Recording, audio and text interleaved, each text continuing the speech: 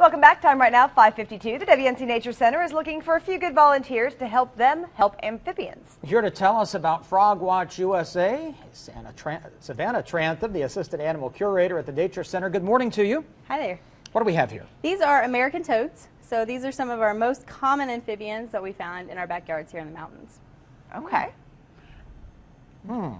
There's a special program to watch them. I'm watching them now, seeing if they're going to do anything. Tell us about what you guys are doing. They really don't do much, just kind of hang out. But right. They're something that is very common in the spring. We hear a lot of frog calls and toad calls.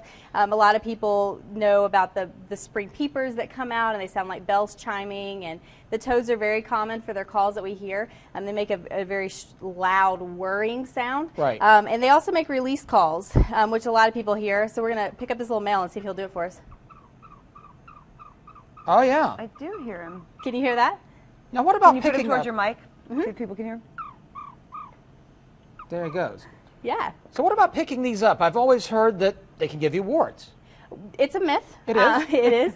So these guys, toads are one of the amphibians that have kind of a dry, warty skin. Right. Other amphibians have smooth, wet, slimy skin. And it's just an old myth that because they have warts, they'll give them to you.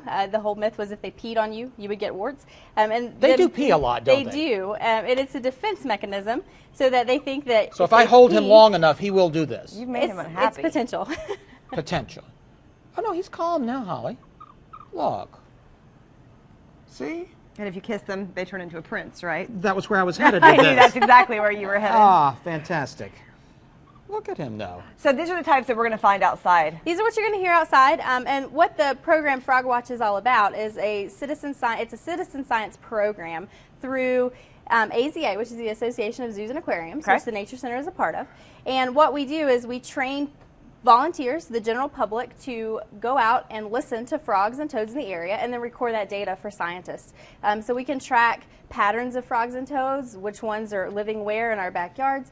And we can follow a lot of patterns that way, and it allows scientists to get a lot more data than what they can get on their own. And the more we learn about other animals, the more we learn about ourselves, too. Absolutely. Okay. All right. So Thanks we for being can here. link you at home to all the information so that you can come and help the Nature Center and learn a little bit more about what's here in Western North Carolina. Great. See you next hour. They are friends. Yeah. We'll be right back. The W.N.C. Nature Center is looking for a few good volunteers to help them out with some amphibians. Savannah Trantham, the Assistant Animal Curator at the Nature Center, is here. And you're talking about FrogWatch USA. What's this all about? FrogWatch USA is a citizen science program set up through AZA, which is the Association of Zoos and Aquariums, which the Nature Center is a part of. Right. And what citizen science is we teach the general public how to monitor different things in science and give us data to help scientists track patterns. So for FrogWatch, we are teaching people about the frogs and toads of Western North Carolina, what calls they make, how to listen to those and identify them, and then how to record the data and send it in to the people who are tracking it. So this guy here will make a sound. That one will not. That's the female. Oh. That is a big. The females are a lot larger. Look at the size. Okay. Oh, well, come here. Oh, she's closing her eyes. She is. She There does. you go. Oh, wow. Look But at that. the males, they make their calls when they're calling for females is more of a whirring sound, but they make a release call as well that we can hear when we pick them up. Oh, I yeah. don't know if you can hear that. Wow. So we would teach you as a volunteer how to identify what frog is making what call, and then how to record all the data and everything that you can do. And Now, you what do it can all we from your learn from these backyard. guys? We can learn all kinds of stuff. Some of the most important things are the climate changes. Amphibians teach us a lot because they are indicators of how the environments are, whether we have clean water, pollutants in the air and other places. And so by tracking where they are and where they're found helps us learn more about the environment we live in as well. All right, this is the male here. And they're the not small trying to one. jump out of here. Right. Toads don't really jump like frogs do. Okay. They more crawl and walk around, so you can watch as they kind of walk around. I knew that's what you were doing. Thanks, Jay. Yeah, no problem.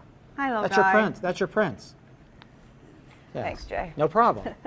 No problem. These are fascinating animals. They really are. They are. And they don't cause warts. No, they don't. That's just That's a myth. We learned that earlier.